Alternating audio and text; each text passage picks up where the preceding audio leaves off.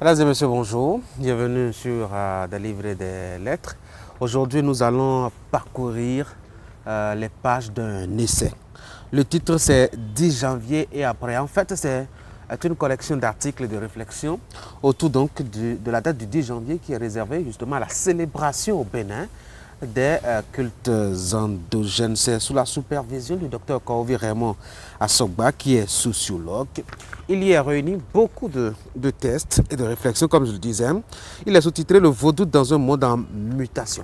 Alors, sur ce plateau aujourd'hui, un auteur qui a contribué justement à cette réalisation. Il s'appelle Samuel Bonaventure Agbon. Monsieur Agbon, bonjour. Bonjour. Bienvenue sur mon plateau. Merci, comment ça se fait Je vous connais journaliste. Comment ça se fait que vous vous retrouviez parmi les sociologues à parler de culture endogène ou de culte endogène, surtout de 10 janvier. Vous surtout, j'insiste là-dessus, qui êtes fils de pasteur. Comment ça s'explique? Alors, merci beaucoup d'abord pour l'honneur que vous nous faites de nous recevoir sur votre plateau pour parler, c'est la seconde fois de cet essai-là. Alors, pour vous répondre, je dois dire que l'ouvrage collectif 10 janvier et après, Le vaudou dans un monde en mutation, est le fruit de l'humilité du docteur Assogba. Vous savez qu'un maître de conférence, ça ne court pas les rues. Ces personnalités-là qui descendent dans le peuple, qui n'est pas homogène et qui écoutent tout le monde. Il y en a qui s'enferment dans leur univers, dans leur science. Mais à l'opposé, vous avez un docteur Assogba qui est très humble, qui s'amuse avec les petits, les jeunes que nous sommes. Et donc, un jour, il était de passage chez moi à la maison, à Ouamé. Et nous étions comme d'habitude en train de discuter quand nous-mêmes, nous ne savons pas jusqu'à ce jour quel vent nous a transportés sur le champ des roros. Et c'est de là que je me suis emporté quand il me parlait de ses vécus. Et moi-même, je m'étais mis à lui raconter ce que vous aviez vécu ce que j'avais vécu justement, aussi. Il s'agit et c'est là qu'il était séduit. Il a dit, ah bon, que c'est la première fois qu'il écoute un vécu du genre. Et c'est là qu'il m'avait encouragé à commettre un ouvrage dans lequel je vais raconter ce vécu-là. Et puisque moi, je n'avais pas un tel projet en tête, j'ai dit, d'accord, j'ai compris, professeur. Mais il avait ces conférences à panel le 10 janvier après. Il y a l'édition, la récente, la dernière édition qui approchait. Donc, il m'a appelé pour dire, c'est même vrai, il faut que tu viennes parler au public de ton vécu là avec les roros. Et c'est cette demande qui m'a obligé maintenant à sacrifier des nuits pour raconter ce vécu-là. Alors, que s'est-il passé dans le fond? C'est une affaire des roros. Les roros, c'est les jumeaux. Vous aviez été longtemps malade, puis après vous avez découvert à la fin qu'à l'origine de cette maladie qui est intraitable, il y avait cette affaire de roros. De quoi ça retourne concrètement en fait? Effectivement, mon expérience avec les roros a commencé par une situation de maladie. Et c'est d'ailleurs ce qui m'a fait comprendre que souvent, les maux dont nous souffrons dans la chair ne sont pas tous des maux. Parfois, ce sont des signes que l'invisible nous fait. Ce sont des signes que Dieu nous fait pour nous alerter sur des situations données, pour nous faire comprendre, pour nous faire prendre conscience de certaines réalités, de certaines fautes ou actes. Alors donc je venais de soutenir la licence professionnelle en sciences de l'information et de la communication. Et puis quelques semaines après, je tombe malade. Moi, mon papa est aussi un pasteur, il est aussi infirmier. Okay. Donc je suis habitué à la médecine industrielle occidentale. Alors, je vais en consultation, on me prescrit des médicaments, on parle de palu, on parle de ceci, tout, j'achète. Je prends, j'ingurgite, mais je n'ai pas satisfaction. Sur combien de temps? J'ai traîné cette histoire-là pendant au moins deux mois. 2 mois? Oui. Pour traiter un palais, on y va. Si bien que je maigrissais dangereusement. Mais les amis qui me connaissaient ne cessaient de me demander, mais Bonaventure, tu as quel souci? Pourquoi tu maigris comme ça? Tu as bouclé le cycle de la licence, c'est l'heure de te détendre, mais pourquoi tu maigris? Moi-même, je ne savais quoi leur répondre. Alors, un jour, je me suis dit, bon, si c'est que je dois mourir, il faut que ce soit proche de mon village. Alors, je fus à Bomé-Calavi. Je vais me réfugier chez un ami qui est devenu plus qu'un frère. Je vais me réfugier chez lui à Sehoué. Parce que moi, je suis de la commune de Zogodomé, précisément de Demain. Les deux villages là ne sont pas éloignés, sont côte à côte. Donc, je vais chez lui. Et puis, sans rien me dire, il sort le lendemain, il prend sa moto, il sort. Et quelques instants après, il revient, il me dit, suis-moi. Puisque la cohabitation a fait que, entre lui et moi, il y avait une certaine confiance, fraternité. Donc, je ne m'étais plus posé de questions. Je l'ai suivi sur le champ. Et c'est la première fois que je mettais pied dans un milieu vaudou. Parce que vous imaginez, le monde dans lequel j'ai grandi, c'est un monde qui ne parle pas en bien du vaudou. Mais voilà qu'un ami m'amène là. Né à né, je me retrouve devant un Bokono, c'est un consultant. Voilà, un Bokono. Et l'ami me dit, parce qu'il a compris mon étonnement, parce que nous sommes amis, mais il a toujours respecté mon obédience chrétienne. Et m'a mené dans ce milieu-là. Il a compris que ça doit créer en moi un choc. Alors il se met à m'expliquer, me dit, vraiment, c'est face à la situation ambiguë que tu traverses là que je me suis résolu à aller voir ce qui se passe.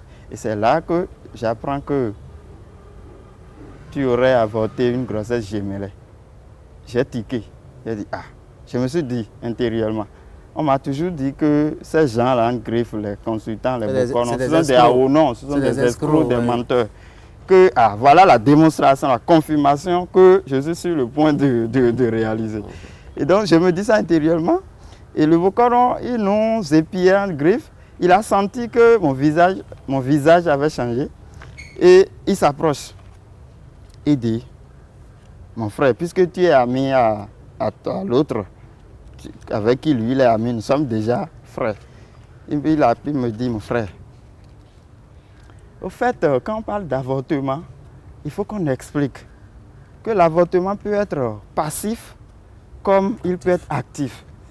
Passif, c'est que une jeune fille tombe enceinte de toi, sans rien te dire, elle avorte. C'est quand même ton énergie, c'est ton moi que tu as transmis.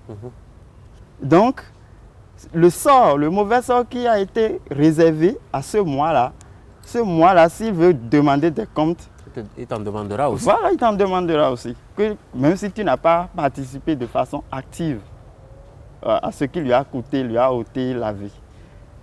Alors, il dit aussi que l'avortement peut être actif si c'est que, bon, la jeune fille vient te voir et tu dis, ah, moi, je n'ai pas les moyens, mon papa va se fâcher, ma maman, je ne peux pas supporter, je suis encore jeune, je suis encore écolier, je suis encore ci et ça. Faisons l'option d'avortement. Voilà, et tu lui remets en main propre les abortifs.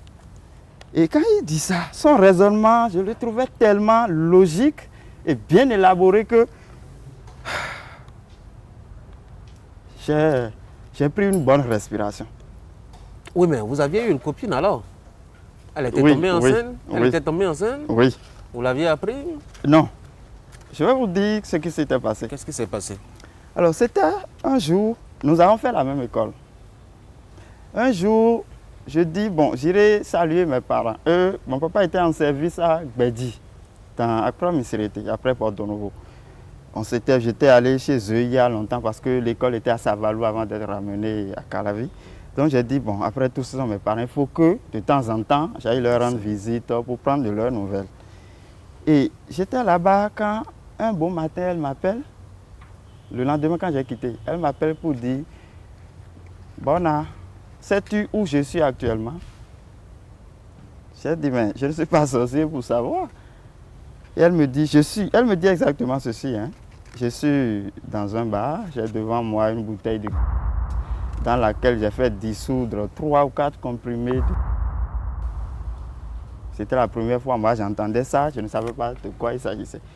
Donc je lui pose une question, je lui dis mais ça veut dire quoi? Elle me dit que, bon, au fait, elle a fait un test et elle a trouvé 2 traits. Elle dit 2 traits, c'est quoi? C'est quoi? Vous étiez si naïf et innocent que ça? Bon, pas naïf, mais je dois avouer qu'en matière à l'époque, pour nous, c'était un tabou. On ne nous avait pas parlé de ces choses, donc c'était un domaine. Donc en réalité, vous avez informé du fait qu'elle faisait ça. Vous n'aviez pas pris ça au sérieux. Quand elle m'a dit ça, moi j'ai dit, mais est-ce que tu es sérieuse? J'ai quitté seulement hier, on s'est vu. Tu ne m'as rien dit. Et tu m'appelles pour me dire que tu as déjà un mélange devant toi. Donc tu as pris, voilà, ta décision c'est d'avorter. Alors moi j'étais un peu énervé, je lui ai dit alors continue le chemin que tu as emprunté. Moi je lui ai dit ça. Vous avez rompu alors? Sous l'effet de la... Non, on n'a pas rompu. Ah, vous avez continué? C'était au téléphone. Ok. Donc quand moi je lui ai dit ça sous l'effet de la colère, continue le chemin, sur le chemin que tu as emprunté, je lui dis ça. Bon après la colère, vous savez que la colère est passagère. J'ai quitté et dit je suis revenu à Calavi. Alors on se voit, je dis bon, ce que tu me disais au téléphone là, est-ce que c'est sérieux? Si c'est vrai, il faut me dire, oui, on va voir comment on va faire. Et c'est là, elle sourit, elle dit non, que c'était juste pour m'éprouver, que nous les jeunes d'aujourd'hui, on ne sait plus si nous aimons sincèrement ou pas. Donc de temps en temps, il faudrait qu'on nous mette devant des situations pour prouver notre degré d'amour. Donc c'est maintenant que tout cela vous arrive à la mémoire quand quand le Bokono vous fait le descriptif. Voilà, c'est là que cela m'arrive, me remonte à la mémoire. Et je dis à mon ami, parce que lui-même il était informé de cette situation, je lui dis mais est-ce que c'est de ça que parle ton Bokono? Parce qu'après, la fille nous a dit que c'était faux. Elle a juré qu'elle n'était jamais tombée enceinte et que c'était juste dans l'intention de prouver mon amour. Okay. Elle a juré. J'ai dit, ok. Donc moi, je rappelle ça à mon ami, ce qui ne lui était pas étranger. Et il soumet ça au Bokono qui prend son acte. Qui consulte. Pour vérifier. Et la réponse est positive et affirmative. C'est que non, c'était que dans un premier temps, effectivement, elle était enceinte et qu'après, elle nous a embrouillé, elle nous a menti et qu'elle avait avorté. Et donc sur le champ, bon, il avait prescrit des choses à faire, il faut réincarner les jumelles, que c'est comme ça se fait. Ah, c'était des filles? Oui, c'était il a même précisé le sexe, que c'était 2 filles. Moi, j'ai dit, mais non, ça, ce n'est pas possible. Lui-même, il sait qu'il connaît ma famille, donc il sait que je ne pouvais pas. Donc lui-même, il a compris, donc il a dit au Bokono que non, le reste, que lui va s'en charger. Et sur les lieux, moi, j'ai dit, ah, si c'est vrai cette histoire-là et que ce n'est pas du mensonge, un gros montage, alors il faut que ces filles-là sachent que je ne suis plus avec celle-là. Parce qu'environ juste quelques mois après, quand elle m'a menti, quand elle a fait tout ce montage, après elle est partie. Après, elle est partie d'elle-même. C'était juste un soir, elle m'a écrit que bon, elle va prendre une pause. Et moi, je n'ai pas cherché à la retenir. Donc, elle est partie. Donc, je dis que les jumelles là n'ont qu'à savoir que je ne suis plus avec elle, que je suis maintenant avec une autre. Et que si elles sont vraiment mes enfants, elles n'ont qu'à rejoindre celle-là. J'ai dit le nom de la fille. Et je suis rentré. Je vous jure que j'ai eu la guérison comme ça. Comment ça? Oui, après ça, moi-même j'ai senti que je n'ai plus pris sans que le Bokono ait fini, enfin, d'achever les cérémonies, les prescriptions. Ce que j'ai compris plus tard, et que je disais même à l'instant, c'est que ce n'était pas, moi je n'étais pas malade. C'était un signe, c'était spirituel au fait, pour que je prenne conscience de ce qui s'était passé. Et puisque cela m'a été révélé, il fallait quand même qu'il y ait une situation qui crée. Oui, mais vous qui êtes croyant, fils de pasteur, comment vous accueillez cette, je dois dire, cette cette incursion n'est même pas le mot exact, parce qu'il y a une violence quand même de la pénétration de cette réalité-là dans votre vie, dans votre réalité à vous. Comment est-ce que vous l'accueillez? Alors, le premier accueil pour un jeune en griffe acculturé que je suis, c'est un choc et le déni. Je me dis, mais ça, est-ce que c'est vrai? Je me remets en cause. Si c'est vrai, mais pourquoi on ne m'a jamais parlé de ça? Donc c'est un choc psychologique. Je vous jure que cela m'a arraché des nuits. Ah oui? Oui, parce que quand je me couche, je dois cogiter là-dessus. En cherchant, en fouillant dans ma tête des réponses appropriées. C'est avec le temps que moi-même, lorsque je suis entré maintenant dans la presse, en tant que journaliste, je me suis spécialisé en tant que journaliste de culture et religion. J'ai fait d'autres recherches, je fais des interviews. Et c'est de là que moi-même, je découvre beaucoup d'autres choses. Et c'est là maintenant que je réalise que on m'a caché des choses. Comme quoi? On m'a aliéné. Vous voulez parler de la religion de votre papa ou de la religion que vous avez finalement découverte? Je n'ai rien contre la religion de mon papa, qui est déjà la mienne, par naissance. Par héritage. Par héritage. Mais ce que je reproche, c'est quoi? Les missionnaires ont apporté la religion, notamment chrétienne, dans un but donné. Eux, ils voulaient gouverner le monde, donc remplacer partout dans le monde leur culture, leur religion, leur manière de penser, de voir les choses par toutes les cultures autochtones. C'était leur intention. Ce que nous n'avons pas su faire après, quand nous avons obtenu, quand nous avons milité pour avoir les indépendances, c'est de nous asseoir maintenant pour dire voilà ce qu'on avait fait de nous. Maintenant que nous avons le droit, nous avons reconquis le droit de disposer de nous-mêmes, il faudrait que nous réécrivions notre histoire. C'est ce que nous n'avons pas fait. La faute n'est pas forcément dans les religions qu'on nous a imposées. La faute est chez les intellectuels. Voilà. Même sur le plan politique, vous allez constater que nous nous sommes contentés de réjouissance et puis on a reconduit le même ordre colonial. Quand vous prenez l'éducation, la santé, c'est le même ordre que nous avons reconduit. Si bien que certains même étaient tentés, non, ils ne se sont même pas tentés, certains même ont affirmé, soutenu que le noir aujourd'hui est devenu le colon pour lui-même. Et ça se vérifie.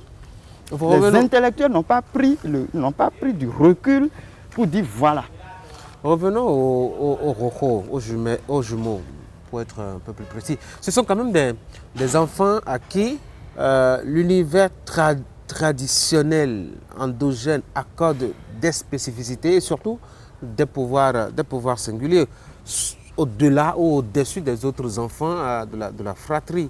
Est-ce que fondamentalement, avec le recul, vous avez cette impression que c'est des êtres à part, ou ça aurait pu arriver même si c'était un seul enfant qui avait été avorté? Oui, votre question est très pertinente parce qu'elle m'amène, elle pourrait même m'amener à reprendre le livre ici, ce qui est déjà écrit, relaté dans le livre. Mais j'aimerais bien que les Béninois lisent pour comprendre de quoi ils retournent. Parce que la réponse est justement déjà dans l'essai. Alors, lorsque moi, chrétien, à qui on n'a jamais parlé de ces choses, ou si on m'en a parlé, c'est sous l'optique du diabolique. Alors, lorsque moi, je me retrouve sans transition, du jour au lendemain comme ça, face à ce choc-là, ça n'a pas été facile. J'ai vécu la réalité des rohos. Ce qu'ils sont, au fond. C'est vrai que j'ai entendu des histoires, mais ce ne sont pas des histoires. C'est vrai. Chez nous, on dit, enfant, on dit, mais les des maisons, on est Il a un verre d'eau. Ah, il faut avoir été, enfin, il faut avoir vécu quelque chose pour Voilà, vraiment... celui qui n'a jamais connu les mots comprendre. de vente, là, si on en parle à côté de lui, va penser que... s'imaginer les peines. Voilà. Les Roros, c'est un univers merveilleux. Ah oui. On dit d'eux que ce sont des enfants extraordinaires, exceptionnels. Et capricieux. On dit surtout qu'ils sont des capricieux. Bon, capricieux, ça dépend de la définition qu'on donne aux mots. Parce que vous savez, le dictionnaire français n'a pas souvent des mots appropriés pour traduire nos réalités. Capricieux, moi je peux l'expliquer dans ce sens que ce sont des êtres exigeants. Ce sont des êtres qui n'aiment pas la souillure. Si je vous dis le nombre de fois que moi, leur père, j'ai été châtié, ça va peut-être vous surprendre. Comment ça? Après, vous avez repris commerce avec eux, vous discutez avec eux, Oui, de là où ils ces sont. enfants sont avec moi. Ah d'accord. Ils sont autour de moi. Ok. Et après, ma femme, même, elle est tombée enceinte, après, c'est bien après. Et c'était la grossesse, c'était encore gémellaire. Cette fois-ci, un garçon et une fille. Dis donc, vous êtes un béni de la malheureusement, nature, hein? Vous faites la grossesse n'est pas allée au terme. Oui. Mais ces 4 enfants, ça fait 2 paires de jumeaux, ces 4 enfants sont avec moi. C'est surtout ça, le pan de l'histoire qui a séduit le professeur Assoba. Parce que moi, je discute avec eux, ils viennent m'alerter sur des situations, Ah bon? ils me font des révélations. C'est quoi? Ils me révèlent des C'est dans choses. votre sommeil, ils vous parlent? C'est quand vous êtes concentré? Bon, C'est quoi pas Moi, de voix, d'élégance et oui. de discrétion. Je ne pourrais pas tout étaler ici sur votre plateau. Je voudrais quand même que mes compatriotes lisent l'ouvrage. Les révélations sont déjà rendues publiques, c'est dedans. Mais ce que je peux dire ici, c'est que moi, je discute avec eux. Pas en songe ou en rêve ou autre, non. Et ça ne vous donne pas l'impression de commercer avec le diable comme vous le croyez? Non, c'est là le Avant, oui. problème. Quand on a été acculturé et on apprend ces choses, on va penser que celui qui les a vécues et qui en parle, on va le prendre pour un hérétique ou bien quelqu'un qui est déjà devenu païen ou bien quelqu'un qui est en perdition. Ce n'est pas du tout ça. Est-ce qu'il ne se présente pas comme un boulet à vos pieds que vous traînez? Parce qu'en réalité, le monde, c'est vrai, on en dit que le monde il est fait du visible et de l'invisible. Mais les deux sont quand même séparés. Hein? Au départ, nous, justement, dans le visible, on doit vivre notre visible en attendant de les rejoindre dans l'invisible, non? Au départ, il y avait une question que je ne cessais de me poser. Laquelle? Est-ce que c'est le diable qui essaie de me manipuler? À chaque fois, après mes discussions avec les Roros, je me posais à chaque fois cette question. Est-ce que c'est le diable qui essayait de me manipuler? Je m'étais toujours posé cette question. Mais là où mes doutes se sont écroulés, c'est que les jumeaux m'ont dit des choses qui se sont révélées, qui se sont accomplies. Un exemple? Alors, un jour, je suis à Calavi. Maman m'appelle et me dit que papa a perdu son téléphone. Ah, comment ça s'est passé? Tel que les circonstances dans lesquelles le téléphone s'était égaré, ce n'était pas au dehors, c'était dans la maison. Mais la personne qui l'a volé a fait en sorte pour renvoyer le propriétaire pour le mettre sur le piste d'une agression extérieure. Okay. C'est qu'on a défoncé la porte d'une manière que quelqu'un qui vient là, il va penser que des gens sont venus de l'extérieur. Voilà, qui se sont frauduleusement introduits dans la chambre. Alors que ce n'était pas ça. C'était quelqu'un qui était dedans, qui avait opéré le coup. Alors moi, je prends la route, je vais chez eux. Je dis, mais qu'est-ce qui s'est passé ici? Elle me redit la même chose. Je dis, ok, je rassemble mes frères, mes petites soeurs, et je leur dis, mais c'est avec vous?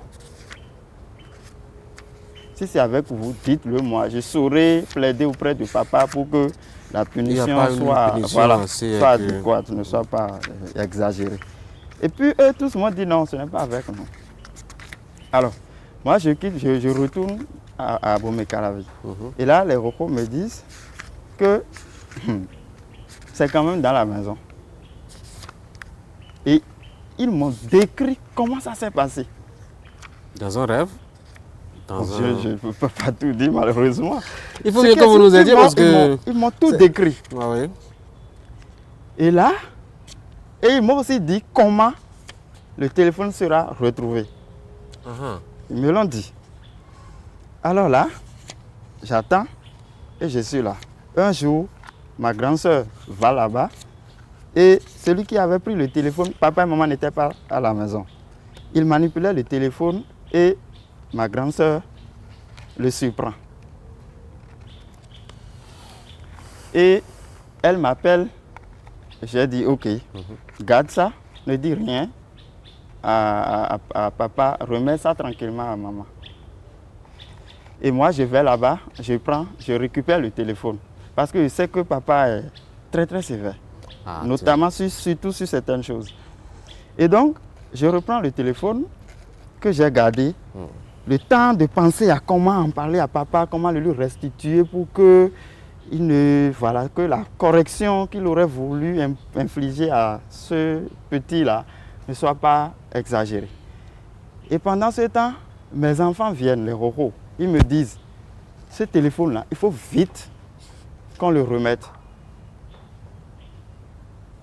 Parce que si vous le gardez avec vous, ce petit qui a fait ça va commettre un autre acte plus grave. Et cette fois-ci, ce serait tellement grave que ça va dépasser le cercle familial. Ils me disent ça. Bon, moi, j'étais vraiment absorbé par le travail, le boulot ici. Donc, j'ai dit d'accord, j'ai compris. Et puis, un jour, c'était un dimanche, et je fais un choc en rentrant. Et quand je suis rentré, ils m'ont dit voilà, que ça c'est le prix de l'entêtement. De vite, il y a des choses sur lesquelles on ne traîne pas, afin que ce ne soit pas trop tard. Et là, je cours pour aller voir mon grand frère, notre grand frère qui est aussi à Bomé-Calavi. Je lui raconte tout et je lui remets le téléphone. Et je lui ai dit, arrivez là-bas, remets ça à papa et dis-lui exactement comment les choses se sont passées. Lui, quand il est allé là-bas, maman, vous savez que nos mamans sont tellement protectrices. Parfois même, on ne les comprend pas. En voulant protéger, elles détruisent. Maman le prend en aparté et lui dit, ah, si on fait ça, papa, tu sais. Et ils ont essayé de créer, de faire un montage pour camoufler comment le téléphone, c'était... Tout ça autour d'un téléphone. Oui. Et quand ils ont fait ça, ça n'a pas marché. Ça n'a pas marché. Donc ça fait un. On n'a pas beaucoup de temps. C'est vrai que l'histoire est intéressante. J'avais voulu qu'on explore... Ce que je voudrais quand même dire, c'est quand ma femme était enceinte. Elle a accouché il y a bientôt 1 an. C'est autour de cette grossesse que l'expérience avec les jumeaux a été encore plus merveilleuse. Parce que, vous savez, la première grossesse, qui n'est pas allée à son terme, ce sont les jumeaux qui ont révélé ce qui s'était passé. Et après, quand elle était à nouveau enceinte, c'est là que ces jumeaux-là sont venus. La première fois que nous sommes entrés en contact. Et ils m'ont dit, nous sommes là pour aider maman et aussi toi, notre papa, pour que cette grossesse-là aille à son terme, sans anicroche. Ça peut se faire. Oui, et ils me disent ça.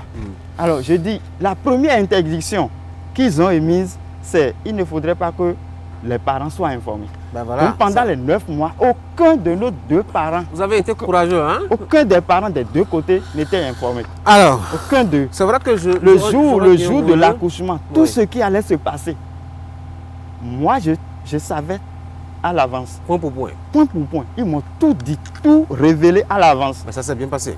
Et c'est exactement, tout s'était passé comme ça. Peut-être que je viendrai vous voir à la maison pour en apprendre un peu plus sur le secret des jumeaux. J'avais voulu qu'on explore un peu l'univers de fonctionnement de ces jumeaux. Mais voilà, le temps il est parti assez rapidement. Hein. Vous aviez fait 3 contributions dans ce bouquin. Vous aviez écrit sur je dois dire, la publication du président de l'Assemblée nationale. Là-bas aussi, vous n'êtes pas content du traitement qu'il réserve justement à nos réalités endogènes. C'est vrai qu'on ne va pas en parler de fond en comble. Vous avez fait une contribution aussi liée au 10 janvier. Aujourd'hui, et c'est ma dernière question, hein, le temps de clôturer parce que mon technicien me fait de grands signes. Aujourd'hui, le 10 janvier, a-t-il vraiment un destin encore devant? Quand on voit un peu le traitement que les leaders politiques réservent à ce rendez-vous-là, on peut les voir sur les fronts de toutes les autres fêtes, que ce soit chrétienne, musulmane, tout ce que vous voulez. On peut les voir, je dois dire, en scène, entrer en scène, mais jamais quand il s'agit du 10 janvier. Est-ce que véritablement on n'est pas en train d'aller vers, je dois dire, une attitude qui va contribuer au déclin et à la disparition de ce 10 janvier-là concrètement? Non, le 10 janvier ne va pas disparaître. Parce que moi, j'ai l'impression que le vrai sens même du 10 janvier nous échappe encore. Le vrai sens du 10 janvier, ce n'est pas le folklore, ce n'est pas le spectacle, ce n'est pas uniquement ça. Le vrai sens du 10 janvier, c'est la problématique de la reconquête de nous-mêmes. Si mes parents m'avaient parlé des roros, ils m'avaient parlé de façon équilibrée, le pour, c'est-à-dire le négatif et le positif, j'aurais un mental équilibré. Mais tout le temps, on m'a parlé rien que du négatif qu'il y a autour du vaudou. Vous avez la chance aujourd'hui de faire désormais votre propre examen. Voilà. Donc, la problématique derrière le 10 janvier, c'est la reconquête de nous-mêmes. Le colon a dit que nous n'avons pas de culture, nous n'avons pas de raison. Nous ne sommes pas sensibles au beau. Et donc, cette date du 10 janvier là nous rappelle que maintenant nous avons la possibilité de dire ce que nous sommes nous-mêmes, d'écrire ce que nous sommes nous-mêmes. Si ce qu'on a fait de nous, nous ne sommes pas contents de cela. C'est ça. Et donc, ce qui se passe généralement avec les intellectuels dont vous avez parlé, c'est quoi? Ce sont des gens qui ont été... D'abord, ils sont les plus atteints par l'assimilation. Ce n'est pas moi qui le dis, et ce n'est pas de l'insulte. C'est Cheikh Anta Diop qui le dit. Il dit que les intellectuels qu'il appelle, il les classe dans la catégorie du cosmopolite scientiste. Il dit que ce sont ceux-là qui sont les plus atteints par l'assimilation. Et donc, quand ils écrivent, quand ils parlent, c'est qu'ils ne font en réalité que répéter le discours dégradant, péjoratif, que les missionnaires, que le colon a laissé sur nous-mêmes. Les rares personnalités et intellectuelles qui ont pris l'audace, qui ont dit « Ah non, ça, ce n'est pas sérieux. Ce n'est pas vrai que nous n'avons pas une culture. » Ce qui est, après tout, l'homme a vécu ici pendant 130 000 ans avant de migrer ailleurs. Donc ce n'est pas vrai que pendant 130 000 ans, il n'ait rien laissé. Donc, ceux-là, ils nous rappellent aujourd'hui que le vrai sens du 10 janvier, c'est dans nos cœurs. C'est ça. Merci beaucoup à vous, Bonaventure Agbon. Je rappelle que vous êtes contributeur à cet ouvrage qui est un essai sur le 10 janvier, qui a été initié par Corvi Raymond Assogba, docteur, enseignant-chercheur à l'université d'Abomey-Calavi au département de sociologie et anthropologie. Il a même créé un département de biologie. Non, voilà, pas encore créé. C'est pas encore créé. En perspective. Ok, d'accord, dans la démarche. En tout cas, du courage à vous. Merci beaucoup pour tout ce que vous faites pour la reconquête de nous-mêmes, c'est ce que vous avez dit. Et bonne chance. Merci. Mesdames et messieurs, c'est la fin de cette émission. Merci d'avoir été là. On vous a plongé dans un univers assez singulier aujourd'hui. On a parlé des Woko, on a parlé des jumeaux évidemment. On a partagé l'expérience de Bonaventure Agbon, de sa perception de ces réalités-là. Lui qui était chrétien au départ, fils de pasteur, je crois qu'il a une nouvelle philosophie désormais de ces réalités-là. Merci de nous avoir suivis. Vous passez un excellent week-end. On va se voir samedi prochain à partir de 11h30. Portez-vous bien.